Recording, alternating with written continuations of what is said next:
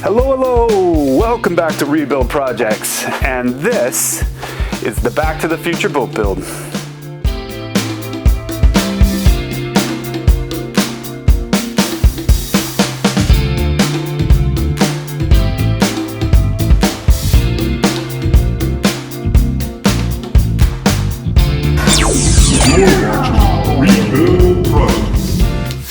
Well, I have been trying to make a video about getting this boat painted for at least a month and a half, and as you can see, we're still not there.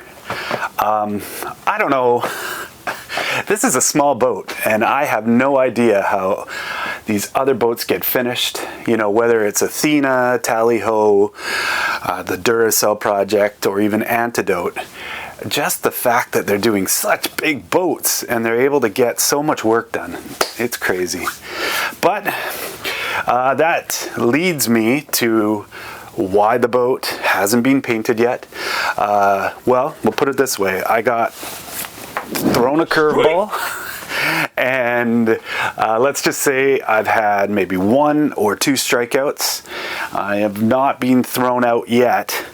But as it sits, the boat is back in the shop.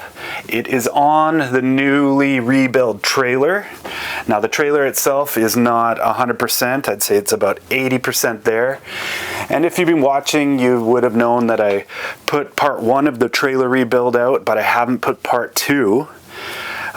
There's a bit of a cascading effect with things. So essentially, I was able to get this boat out of the small little shop here. This shop has been many things to me. It's been a garage, a wood shop. It's been kind of home base for my renovation business. And now it is headquarters to Rebuild Projects. But at its best, it's just got all my tools here. At its worst, it's very tight. So I thought I'd get the boat out over across the alley, over a little curb, onto a patch of grass on the other side of my shop, underneath that beautiful red tree. And I'd work on it like I've worked on so many other of my projects, and it was going well. It took a little bit of thought to get the boat out. So the transom was facing the garage door, and I found some wire rope, like 200 feet. I took a flat bar and I attached it to the outboard mounting bolts, and then I put the wire around that. I strung that through a pulley, which I attached to the tree with a come along, and then from there I took it and I brought it and I hooked it around the hitch of my Subaru. And with my lovely wife's help, we slowly but surely got the boat across the alley. It came really close to coming over the curb, but the cradle with the casters kind of, well, they broke trying to get it over that little ramp. That being said, I quickly got some moving blankets, put it underneath the hull so there wouldn't be any damage, and we got it over onto the grass, where I spent the next hour or two jacking it up and putting the cradle back underneath it without the casters, and it was great. Now, we've been having an awesome stretch of weather here, lots of sun, so I couldn't have been happier. I got a coat of fairing on it, I got it sanded, I got the whole thing primed, and this was in day 1, and because of the sun and the space, and generally the fact that I was outdoors and this baby was outdoors for the first time in 8 months, we were feeling great. Day 2 came and I put a second coat of fairing, and then right as I was about to sand it off, all of a sudden, that is where life kind of took a little bit of a downturn, boat-wise, because I started getting visits from my local city Parks Board and from the bylaw officer, which was unexpected, but somebody on my block somewhere down the block complained that I was sanding and my boat was on city property. We have pretty strict RV trailer laws here because they don't want a lot of people to do, just buy old RVs and live anywhere they want.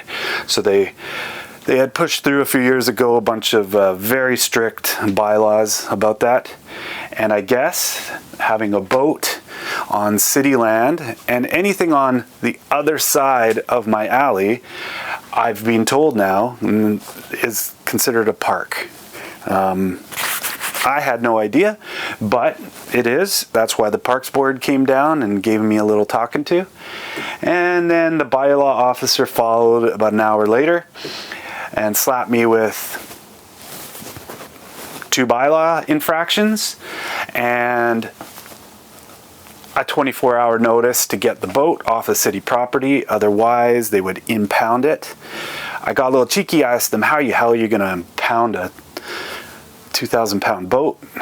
And pretty quickly they said, we'll just take one of our many crane trucks and a flatbed and we will impound it, and then we will charge you a daily rate. So I have never ever had good luck with my city, so I didn't feel like testing it. It's only ever cost me money, whether it's tickets or towing. I've tried to challenge them in the past, never won. So I figured, okay, I've got 24 hours from when they gave me notice, so 4 o'clock the next day, and I spent the rest of the day sweating my balls off, jacking up with a bottle jack the boat off of the cradle onto some 6x6s, and then creatively finding ways to slide this trailer underneath. Now luckily all the bunks and everything structural from that first part of the trailer build was ready to go. So it is now sitting very securely on the 4 bunks. I still have to do a bunch of work with the rollers, but that's mostly for when I get the boat in the water.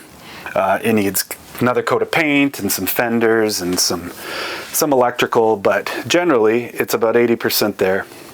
So after getting it back onto the trailer, I had to get it back into the shop, which is all well and good.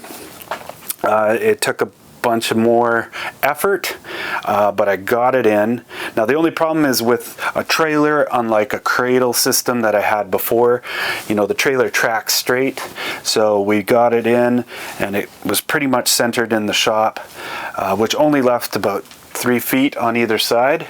So what I had to do was I had to go to my local auto store and I picked up these puppies. So basically what these are, these slide under your tires. So I got a set of 2, 1 for each wheel, and using this ratchet system, it sucks and ratchets it tight and lifts your wheel. Really cool. And once you get it to a point where your wheel is fully off the ground, you can press it, lock it out. And with the 4 casters, it basically works just like the cradle we had with it as a dolly. And I was able to then move the back ass end of the boat as far as I can over that way, which gives me now about 4 or 5 feet. I say that because it leads to the painting. Now, the whole point of getting it outside was, 1, to give me more space, 2, I was close to my tools still, and especially my big compressor, which I have the 240 power here, and everything was looking really good and the weather was awesome. It still is. But now that it's in the shop, I'm still back at the old dilemma of what do I do to get it painted the way I want it painted.